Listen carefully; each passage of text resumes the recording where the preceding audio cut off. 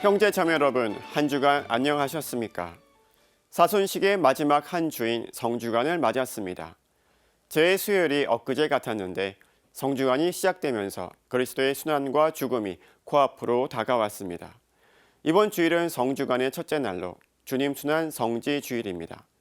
예수 그리스도께서 파스카 신비를 완성하시려고 예루살렘에 입성하신 것을 기념하는 날입니다. 사순에서 부활로 이어지는 이 시기는 계절적으로도 참 절묘합니다. 아침 저녁으로 찬 기운은 조금 남아있지만 봄꽃이 꽃망울을 터뜨리며 활짝 피는 따사로움이 감도는 시기입니다.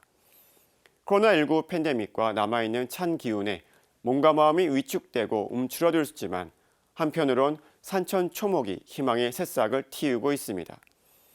그리스도의 순환과 죽음을 묵상하며 부활을 준비하기에는 너무나 어울리는 날씨입니다. 사순의 고통을 충분히 묵상하는 이들이 찬란한 부활의 아침을 맞을 수 있을 것입니다. 오늘 첫 소식은 군부 쿠데타에 맞서 한 달 넘게 진행되고 있는 미얀마의 유혈 민주화 운동 소식으로 문을 열겠습니다. 인천교구 소속으로 미얀마 양곤에서 교포 사목을 하고 있는 오병수 신부를 가톨릭 평화방송 기자가 어렵게 인터넷 통신을 통해 현지 소식을 들었는데요. 현재 미얀마 문민정부는 무기력하고 군부는 무자비하다고 합니다. 교회에 총을 쏘는 건 물론이고 사찰에도 거리낌 없이 들어가 시위자를 색출하고 있으며 심지어 의료진에게도 무자비하게 폭력을 행사한다고 합니다. 오병수 신부가 전해온 미얀마 현지 상황을 먼저 보시겠습니다. 이어서 국내에 있는 미얀마 청년들이 이영만리 한국에서 외롭고 힘들게 고국의 민주화를 위해 연대 활동을 펼치고 있는데요. 이들의 마음을 따뜻하게 보듬고 있는 가톨릭 영성신리 3당 소장 홍성남 신부와 미얀마 청년들을 만나봤습니다. 함께 보시겠습니다. 마치 전쟁터와도 같다. 도로가 피해졌고 거리는 지옥으로 변했다. 미얀마 양곤 대교구장 찰스마웅 보추기경이 최근 가톨릭 평화신문과의 인터뷰에서 밝힌 현지 참상입니다. 양곤에서 교포 사목 중인 인천교구 오병수 신부가 이를 뒷받침하는 생생한 목소리를 가톨릭 평화방송에 전해왔습니다. 먼저 미얀마 경제활동은 2월 쿠데타 이후 거의 중단 상태라고 밝혔습니다. 군부에서는 정상적으로 경제활동을 해라 그렇게 이야기를 하고 있습니다만 그냥 말뿐인 것 같습니다. 지금 은행도 안 되고 활동을 제대로 할 수 있지 못하지요. 오 신부는 평소보다 길거리에는 구걸하는 사람들이 많아졌고 좀도둑과 강도 사건도 늘었다고 소개했습니다. 이로 인해 미얀마 국민은 극도의 불안감 속에 하루하루를 지내고 있다고 밝혔습니다.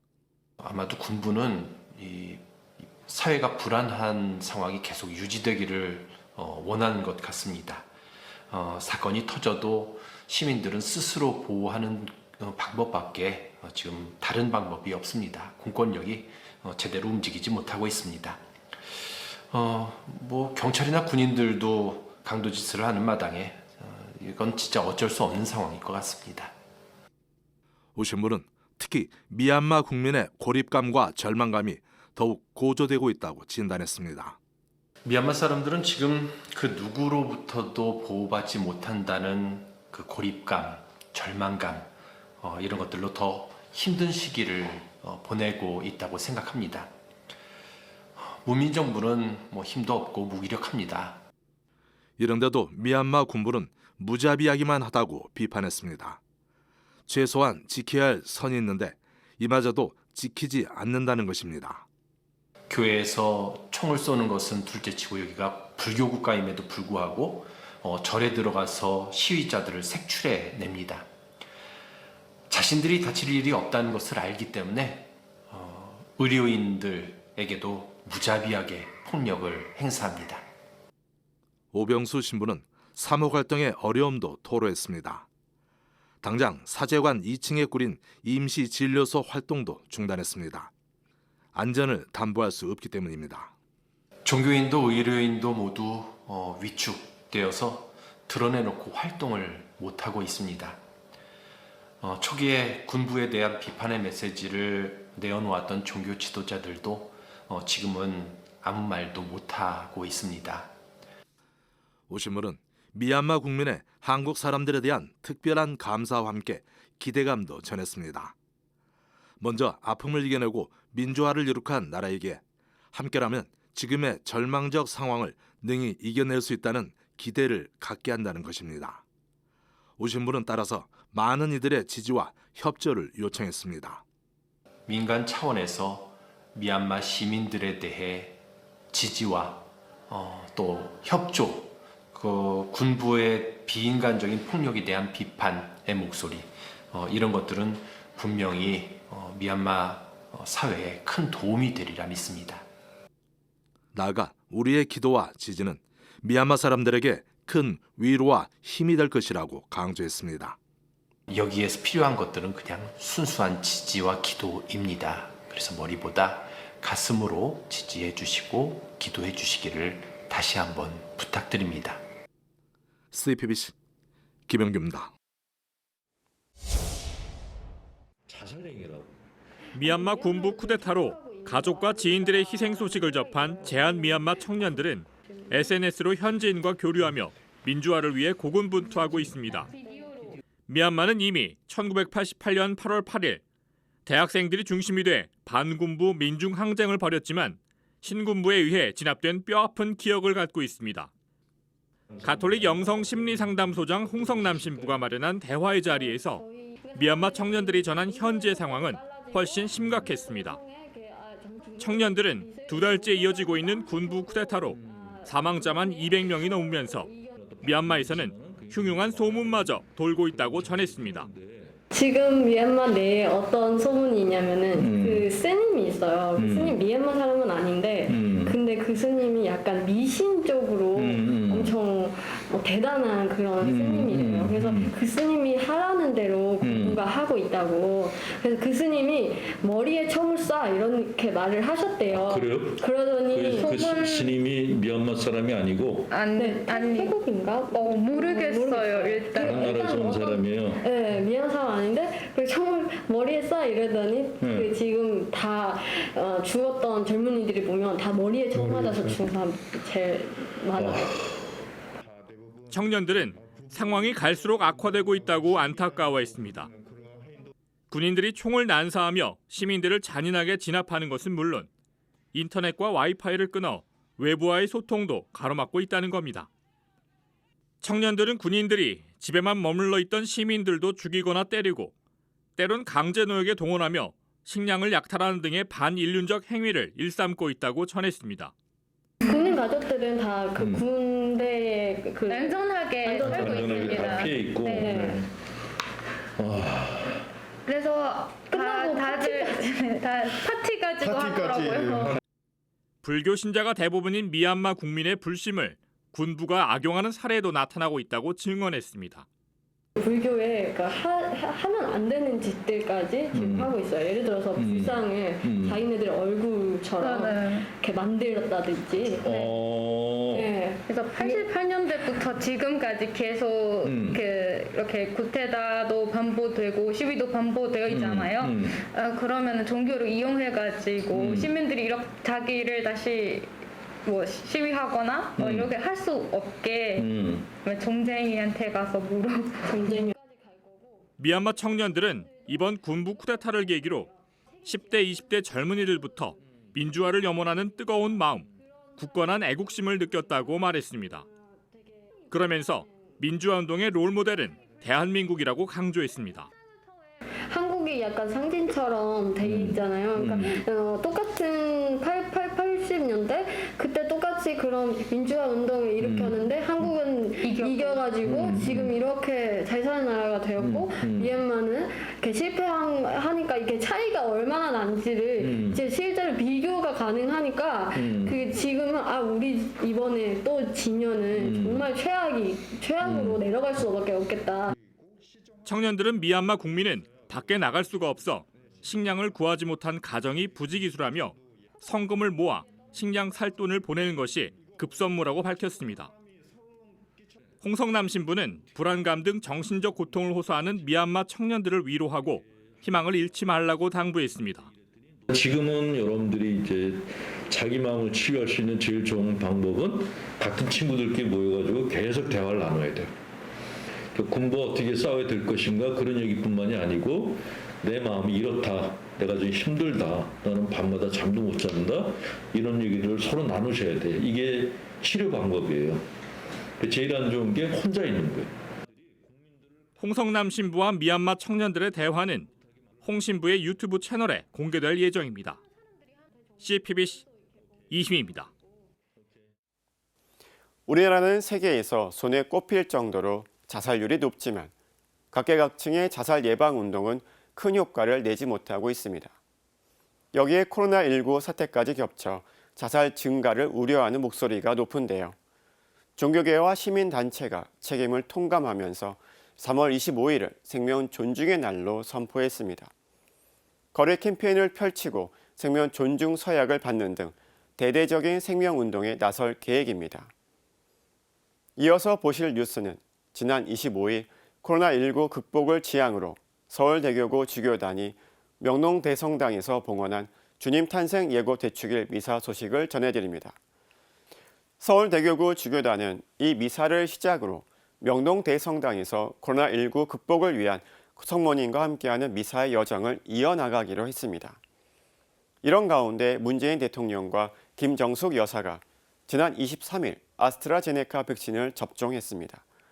문 대통령은 일상의 복귀를 앞당기기 위해서는 접종의 속도를 더 높일 필요가 있다고 강조했습니다. 한편 만 75세 이상 고령층 접종이 다음 달 첫 주부터 시작됩니다. 이에 따라 가톨릭 교회 고위 성직자들의 백신 접종도 다음 달부터 시작될 것으로 보입니다. 함께 보시겠습니다. 1년 넘게 이어지고 있는 코로나19 사태 속에서 천주교와 개신교, 불교와 원불교 등 성직자들이 한자리에 모였습니다. 하루 평균 38명, 1년에 13,000명 이상이 스스로 목숨을 끊는 현실을 더 이상 두고 볼 수 없었기 때문입니다. 종교인들은 사람들이 귀중한 생명을 포기하는 상황을 방관했고 힘들고 외로운 이웃을 돌보는 노력이 부족했다고 고백했습니다. 이제 우리는 진정으로 머리 숙여 참회하고 생명 존중 선언과 함께 생명 존중 실천 행동가로 다시 나서고자 합니다. 종교인들의 참회와 다짐에 35개 시민단체도 동참했습니다. 한국종교인연대와 한국생명운동연대는 적극적인 생명운동을 다짐하며 3월 25일을 생명 존중의 날로 선포했습니다. 3월 25일을 택한 건 매년 이맘때 자살률이 높은 데다 숫자를 소리나는 대로 읽으면 삶이요라는 의미도 담겨 있기 때문입니다. 2021년 3월 25일 대한민국 삼천리 방방곡곡 큰 울림인 제1회 생명 존중의 날을 선포합니다. 제1회 생명 존중의 날. 종교인들은 세미나를 통해 자살에 대한 인식부터 다시 짚어나갔습니다. 동국대 이범수 교수는 자살을 개인의 문제가 아니라 사회적 차원으로 바라볼 필요가 있다고 말했습니다. 대부분의 자살 사건은 그 책임을 자살자에게 전가하는 그런 식의 문화가 지금 아직까지도 있습니다. 그런데 중요한 것은 여기에서 종교마저도 살생의 죄를 짓는 행위라고 해서 그 책임을 자살한 개인에게 묻는 그러한 문제가 있습니다. 정부의 자살 예방 대책도 꼼꼼히 살폈습니다. 이범수 교수는 정부 사업의 상당 부분은 종교계나 민간단체들이 할 수 있는 일이지만 협력이 미약하다고 진단했습니다. 그러면서 민간과의 협업으로 위기를 극복한 일본의 사례를 거론하며 전국 성당과 교회와 사찰을 거점으로 한 자살 예방 활동을 제안했습니다. 보건복지부 자살예방정책과 김유진 사무관은 전문가들과 민간단체, 또 지역사회 네트워크와 협력해 예산을 효율적으로 활용하는 방안을 논의하고 고민하겠다고 밝혔습니다. 종교계와 시민단체들은 앞으로 국민 3만 명으로부터 생명 존중 서약을 받고 거리 캠페인을 전개하며 릴레이 생명 포럼을 여는 등 적극적인 생명운동을 펼쳐나갈 예정입니다. 생명 존중의 날 선포대회엔 꽃동네 오홍진 신부와 경동교회 박종화 원로 목사, 조계종 불교상단 개발원장 선업스님 등 종교계 인사를 비롯해 더불어민주당 신현영 의원과 이성만 의원도 참석해 국회 차원의 관심과 연대를 약속했습니다. 생명 존중의 날 선포는 종교계와 시민사회단체가 실질적인 자살 예방을 위해 팔을 걷어붙였다는 데 큰 의미가 있습니다. CPBC 김혜영입니다. 코로나19 극복을 위한 주님 탄생 예고 대축일 미사가 어제 저녁 서울대교구장 염수정 추기경 주례, 주교단과 사제단 공동 집전으로 봉헌됐습니다. 신자들은 미사에 앞서 코로나19 종식을 기원하는 간절한 마음을 담아 묵주기도를 바쳤습니다. 염수정 추기경은 강론에서 우리보다 더 어려운 이웃을 기억하고 하느님이 주시는 희망과 사랑을 나누자고 당부했습니다. 그러면서 주님 탄생 예고 대축일을 맞아 하느님께서 우리에게 어떤 말씀을 전하실지 함께 살피면서 굳은 믿음으로 하느님 뜻에 따라 살아가자고 말했습니다. 코로나로 인한 어려움이 언제 끝이 날지 우리는 알지 못합니다. 코로나로 인해 급변한 환경이 어떤 변화를 초래하게 될지도 우리는 다 알지 못합니다. 그래서 많은 것들이 두렵고 걱정이 앞섭니다. 하지만 우리를 사랑하시며 우리를 홀로 내버려 두지 않으시는 하느님께 대한 굳은 믿음을 지니고 하느님의 뜻에 따라 살아갑시다. 성모님과 함께하는 코로나19 극복을 위한 미사는 오는 5월부터 주님 성탄 대축일까지 매달 첫째 주 토요일에 명동 대성당에서 봉헌될 예정입니다.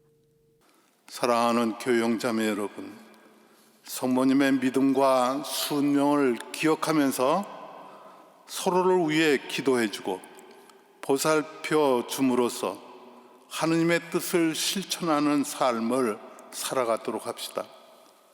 CPBC 김정아입니다. 아스트라제네카 백신이 주사기와 함께 놓여 있습니다. 문재인 대통령과 김정숙 여사가 어제 접종한 아스트라제네카 코로나19 백신입니다. 문 대통령 부부는 서울 종로구 보건소에서 백신을 접종했습니다. 문 대통령은 오는 6월 영국에서 열리는 G7 정상회의에 참석하는데 필수 목적 출국을 위한 예방접종 절차에 따라 백신 접종이 시행됐습니다. 질병관리청은 공무상 해외 출장, 해외 파병 군인 등 필수 목적 출국 시 백신을 우선 접종할 수 있도록 하고 있습니다. 이에 따라 서훈 국가안보실장, 유현상 경호처장, 탁현민 의전비서관, 강민석 대변인 등 G7 회의 일정을 보좌할 필수 수행원 9명도 문 대통령 부부와 함께 백신을 접종했습니다. 문 대통령은 백신 접종 후 편안하다면서 전혀 아프지 않았다고 말했습니다. 문 대통령의 백신 접종 G7 회의 참석과 더불어 백신 불안감 해소를 위해 솔선수범하는 의미도 담겨 있습니다. 국민들께서도 백신의 안전성에 조금 더 의심을 품지 마시고 접종 순서가 되는 대로 접종에 응해 주시기 바랍니다. 백신 접종은 자신의 안전을 지키면서 집단 면역으로 우리 사회 전체의 안전을 지키는 길이기도 합니다. 백신 불안감을 부추기는 가짜 뉴스는 아예 발붙이지 못하도록 국민들께서 특별한 경계심을 가져주시기 바랍니다. 문 대통령은 접종 후 청와대로 복귀해 정상 업무를 수행했습니다. 청와대 핵심 관계자는 5월 중순을 전후해서 2차 접종을 하지 않을까 싶다고 밝혔습니다. 한편 정부는 4월 첫 주부터 만 75세 이상 고령층을 대상으로 백신 접종을 이어갑니다. 서울대교구장 염수정 추기경, 군종교구장 유수일 주교, 전 제주교구장 강우일 주교 등이 이에 해당합니다. 질병관리청은 만 75세 이상 어르신 접종에는 2분기 중 가장 빨리 도입되는 화이자 백신을 활용할 예정이라고 밝혔습니다. 이에 따라 염수정 추기경은 다음 달 화이자 백신을 접종할 것으로 보입니다. 만 65세부터 74세까지의 고령층 접종은 오는 6월 중에 아스트라제네카 백신을 활용해 시작됩니다. 주교회의 의장 이용은 주교, 광주대교구장 김희중 대주교, 대구대교구장 조한길 대주교 등 대부분의 가톨릭교회 고위 성직자는 오는 6월 코로나19 백신 접종을 하게 될 것으로 보입니다. 지금까지 앵커 리포트였습니다. 지난 22일은 세계 물의 날이었습니다. 물 부족과 수질 오염에 대한 경각심을 일깨우기 위해 유엔이 지정한 날인데요. 가톨릭 뉴스에서는 물의 날을 맞아 후쿠시마 핵발전소 오염수로 인한 해양 오염 문제를 다뤄봤습니다. 이어서 지난 이명박 정부 당시 4대강 사업에 반대한 종교계 사찰 문건이 공개돼 충격을 주고 있습니다. 문건에는 당시 국가정보원이 4대강 사업에 반대하는 종교계와 시민단체 등 민간인을 불법 사찰한 정황이 담겼습니다. 특히 가톨릭의 경우 특정 교구와 단체, 사제의 이름이 적힌 것은 물론 반대 인물에 대한 대응 내용도 상세히 담겼습니다. 함께 보시겠습니다. 그린피스가 후쿠시마 핵발전소 사고 10주년을 맞아 공개한 뮤직비디오 후쿠시마 오염수의 한 장면입니다. 팝밴드 이날치의 1집 앨범 수군가의 수록곡인 의사중치를 편곡해 토끼가 용왕에게 방사성 오염수 방류를 막아달라고 호소하는 내용을 담고 있습니다. 방사성 오염수를 정화했다. 깨끗하다. 거짓말을 하니 그 안이 원통하옵니까? 장마리 그린피스 기후에너지 캠페이너는 문화 콘텐츠를 통해 전 세계의 후쿠시마 오염수 방류를 막아내자는 메시지를 전하고자 했다고 밝혔습니다. 일본의 방사성 오염수 해양 방류 움직임에 전 세계는 우려의 목소리를 전하고 있습니다. 유엔 전문가들은 지난 11일 성명을 통해 오염수를 태평양에 방류하는 것은 수용 가능한 해결책이 될 수 없다고 강조했습니다. 그러면서 후쿠시마 제1핵발전소에 남아있는 오염수는 환경과 인권에 중대한 위험을 내포하고 있다고 비판했습니다. 하지만 국제사회의 우려에도 일본은 별다른 반응을 보이고 있지 않습니다. 오히려 정화 처리를 한 오염수는 더 이상 오염수가 아니라는 게 일본의 기본 입장입니다. 일본은 핵발전소에서 나오는 오염수를 다액종 제거 장치, 즉 알프스라고 부르는 장비로 정화하고 있다고 주장합니다. 이런 의미에서 일본은 알프스를 거친 방사성 오염수를 처리수라고 부릅니다. 하지만 전문가들은 정화를 거치더라도 세슘과 스트론튬 등 일부 방사성 물질이 완전히 제거되지 않은 채 남아있다고 반박합니다. 오염수를 보관할 공간이 고갈되고 있다는 것도 고민거리입니다. 일본 정부는 부지의 한계로 하루에만 170톤씩 쏟아지는 오염수를 보관하기 어려운 상황이라고 주장합니다. 이 상태로 지속될 경우 2022년엔 보관 탱크가 한계에 달할 것으로 보입니다. 전문가들은 오염수 배출을 줄이기 위해 공기를 이용한 해결료 냉각을 제안합니다.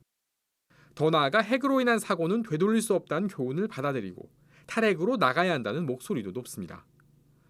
프란치스코 교황 역시 지난 2019년 일본을 방문한 자리에서 핵으로 인한 재앙이 인류 역사에서 되풀이되지 않아야 한다며 핵 없는 세상을 강조하기도 했습니다.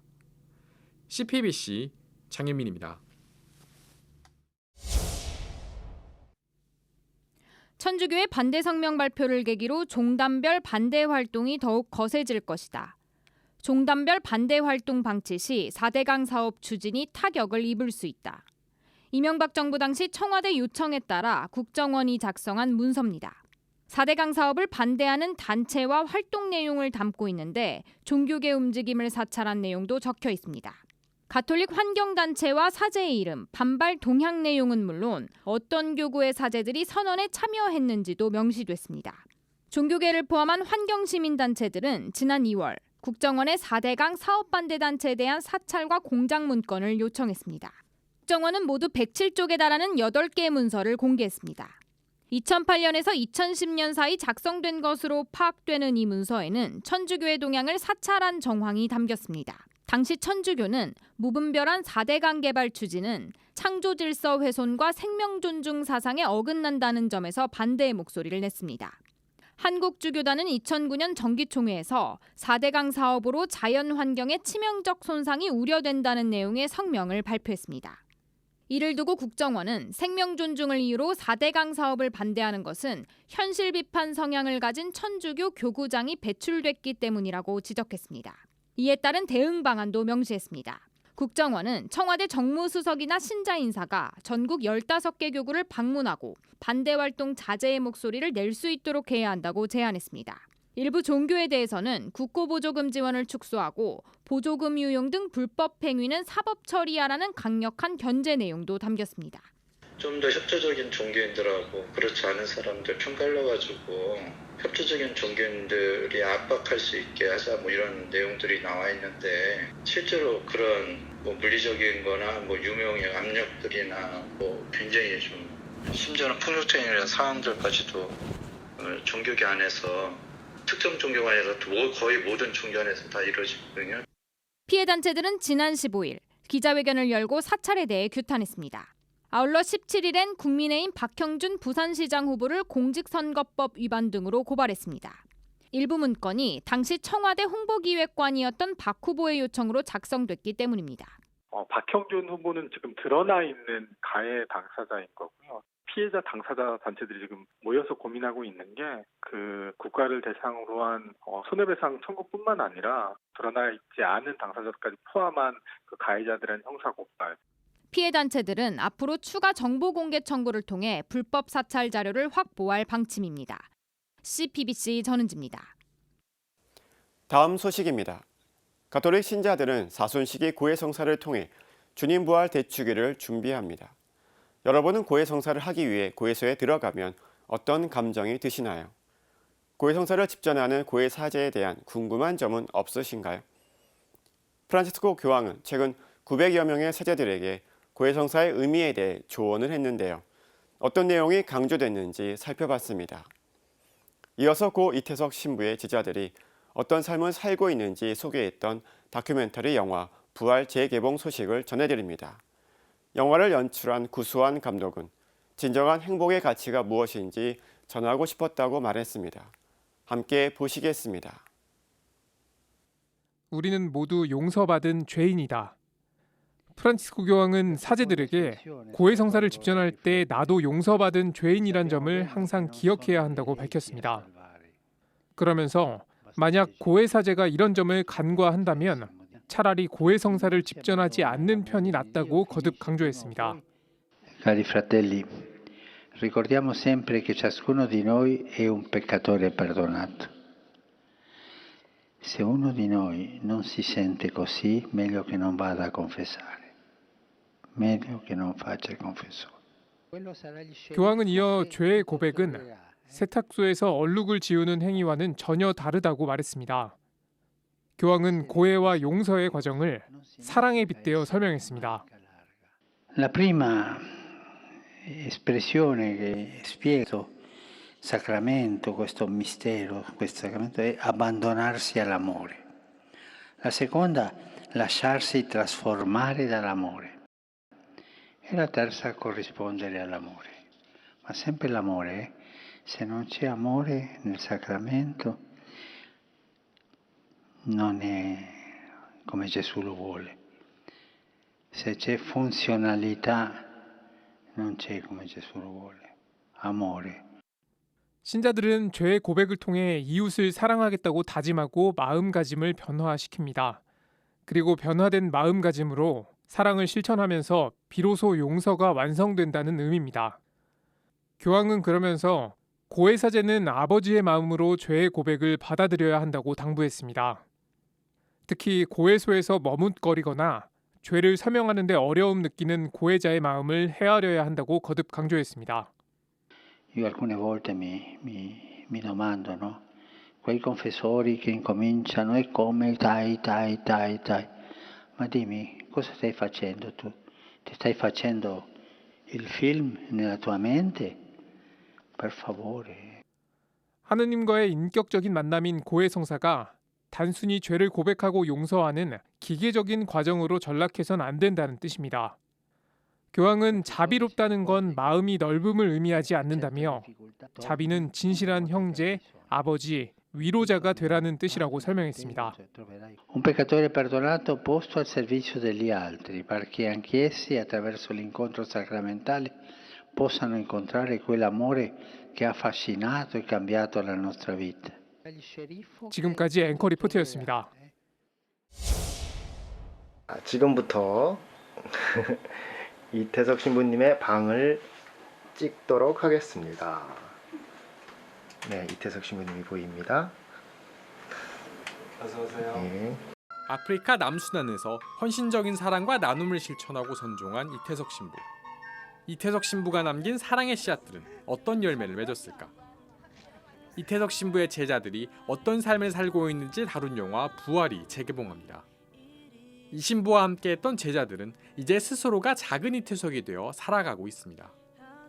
의대에 진학한 제자만 40명이 넘고 이미 의사나 약사, 언론인이 되어 이 신부에게 배운 사랑을 실천하며 살아가는 제자도 있습니다.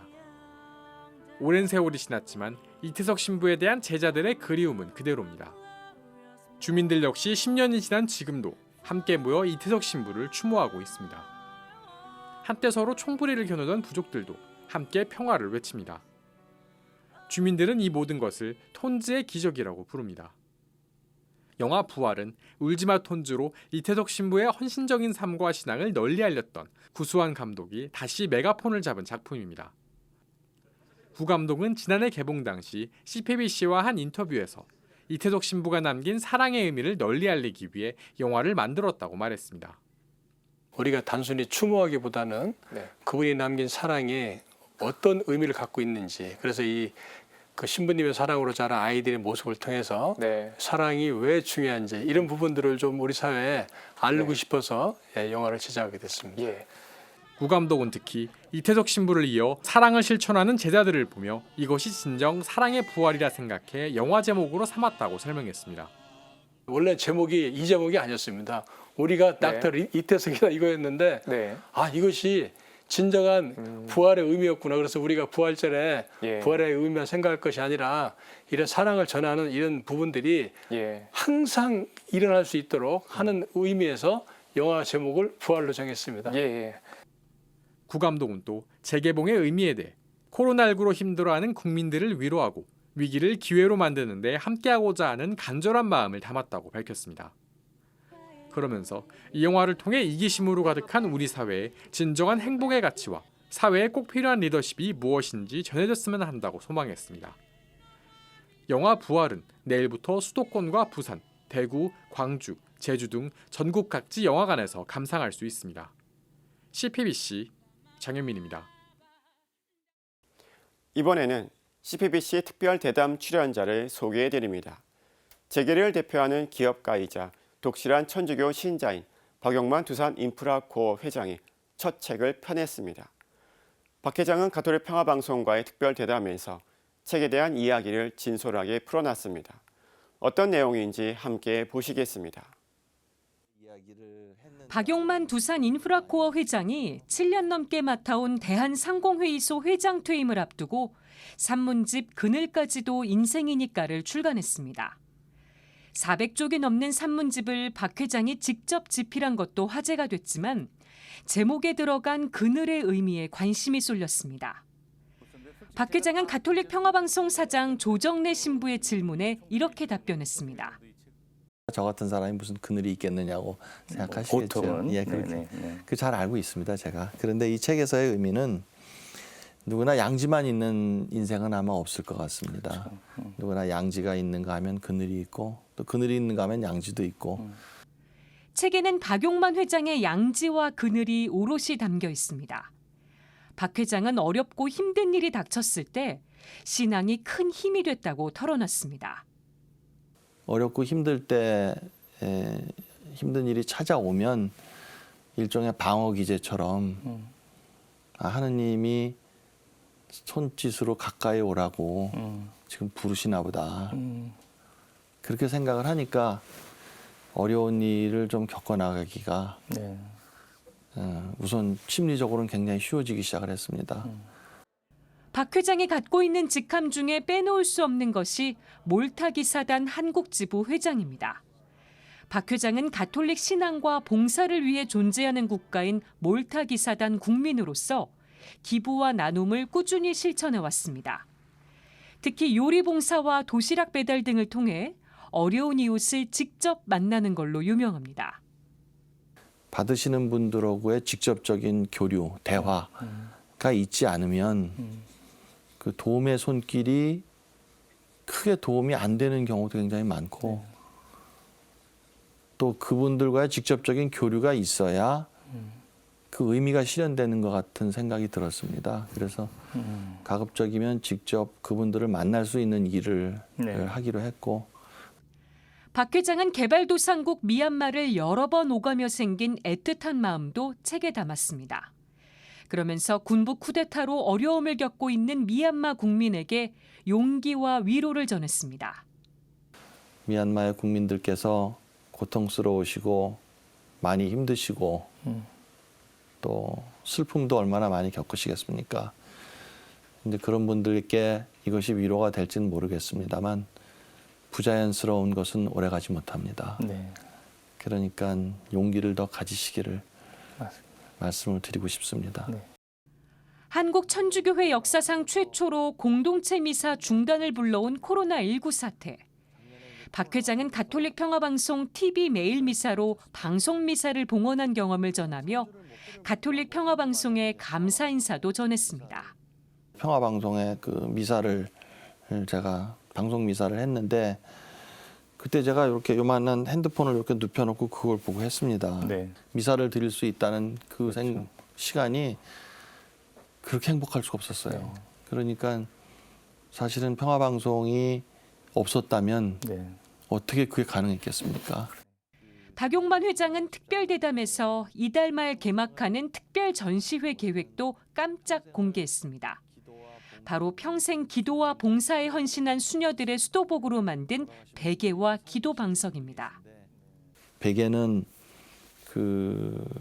그러니까 품속에 위로가 필요한 그 불치병의 어린이나 환자분들한테 베개를 머리맡에 갖다 놔드리고 싶고 기도 방석은 기도가 필요하신 분들한테 드리고 싶은데 그거 하면서 굉장히 놀랐습니다. 40-50년 입으신 수녀복을 갖다가 이렇게 뒤집었더니 속에 한 번이 아니라 3번, 4번 덧대서 기워서 입으시고 박용만 회장이 말하는 삶과 신앙 이야기가 담긴 CPBC TV 특별대담 나의 삶, 나의 신앙은 4월 1일 시청자들을 찾아갈 예정입니다. CPBC 김혜영입니다.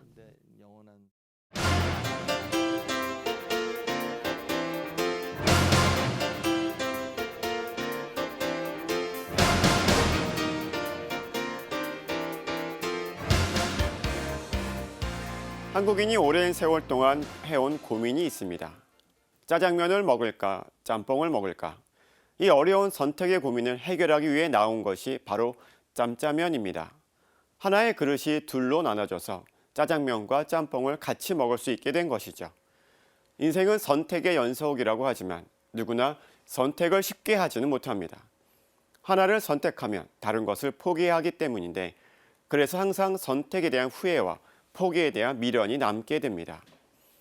선택과 포기는 빛과 그림자처럼 항상 따라다니는 관계로 선택을 해야 하는 입장에서는 너무나도 괴로운 문제입니다. 오죽하면 선택하면서도 포기하지 않아도 되는 일거양득, 일석이조와 같은 표현이 많이 생겨나지 않았을까 싶습니다. 선택과 집중은 기업 경영에서 주로 쓰이는 용어로 기업의 역량을 여기저기가 아니라 다른 것을 포기하고 한두 군데에 집중 투자해야 한다는 것입니다. 애플에서 쫓겨났던 스티브 잡스는 1997년 애플에 다시 복귀하면서 기존 제품의 70%를 포기하고 몇 가지 주요 제품에만 집중했고 그 결과 애플은 큰 성공을 거두게 됩니다. 착각하는 CEO의 작가 유정식은 선택이란 무엇인가를 취함과 동시에 다른 무언가를 버려야 한다는 뜻으로 무엇을 얻을까가 아니라 무엇을 버릴까가 필요하다고 말합니다. 정당은 정치에 대한 이념이나 정책이 일치하는 사람들이 정치적 이상을 실현하기 위한 조직으로 선거를 통해 국민의 지지를 얻어 정권을 장악하고자 합니다. 다음 달 시장 보궐선거를 앞두고 여권과 야권은 각각 단일화 과정을 거쳤습니다. 특히 야권의 단일화 과정은 큰 주목을 받았습니다. 그런데 어떤 정당이 내세운 후보는 선거 자체를 포기하는데도 불구하고 후보 단일화를 하는 이유는 선거에서 자신의 진영이 승리할 수 있는 가능성을 높이기 위해서입니다. 오세훈 후보와 안철수 후보가 후보 등록일 이전에 단일화 협상을 끝내기로 합의했지만 협상은 여러 번 결렬돼서 어려워 보였다가 등록일 이후 단일화에 극적으로 성공하였습니다. 후보는 누구나 선거에 승리하기 위해 단일화를 원하지만 자신이 포기하고자 하지는 않습니다. 그러다 보니 후보 간의 비방 등으로 갈등의 골이 깊어지는 경우도 생깁니다. 한국 정치사에서 이러한 단일화 시도는 여러 번 있었습니다. 대표적으로 1987년 제13대 대통령 선거를 앞두고 당시 정치적 동지였던 김영삼과 김대중 두 정치 지도자는 야권의 거센 단일화 압박에도 불구하고 3자 필승론을 내세우면서 결국 단일화 협상이 실패로 돌아갔고 그로 인해 노태우 후보가 대통령에 당선됐습니다. 2002년 대선 때는 노무현 후보와 정몽준 후보가 단일화를 성사시켰지만 선거 전날 정몽준 후보가 단일화 파기 선언을 했는데도 불구하고 진보 진영의 표가 결집하면서 노무현 후보가 극적으로 대통령 선거에서 승리하게 됩니다. 정치인의 수호 성인으로 불리는 성 토마스 모어는 헨리 8세의 부당한 결혼에 반대하면서 사형에 처해지게 됩니다. 성인은 단두대 앞에서 이렇게 말했다고 합니다. 나는 왕의 충실한 신하로 죽습니다. 하지만 그 전에 앞서 나는 하느님의 신하로 죽는 것입니다. 왕 앞에서 반대하는 것도 죽음 앞에서 자신 있게 말하는 것도 쉬운 일은 아닙니다. 루카복음서에 이런 구절이 있습니다. 어떠한 종도 두 주인을 섬길 수 없다. 하느님과 재물을 함께 섬길 수 없다. 그리고 마르코 복음서에도 이런 구절이 나옵니다.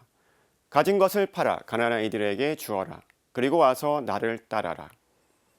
선택에는 포기가 따릅니다.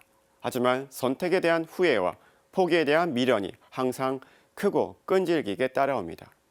2000년 전이나 지금이나 선택과 포기가 쉬울 수는 없지만 이것을 없앨 수 있는 유일한 방법은 선택을 안 하는 선택을 하는 것이 아니라 선택에 대한 확신을 갖는 것입니다. 그래서 요한복음서는 이렇게 말합니다. 용기를 내어라. 내가 세상을 이겼다. 오늘 사제의 눈은 아름다운 단일화가 가능할까였습니다. 평화를 빕니다.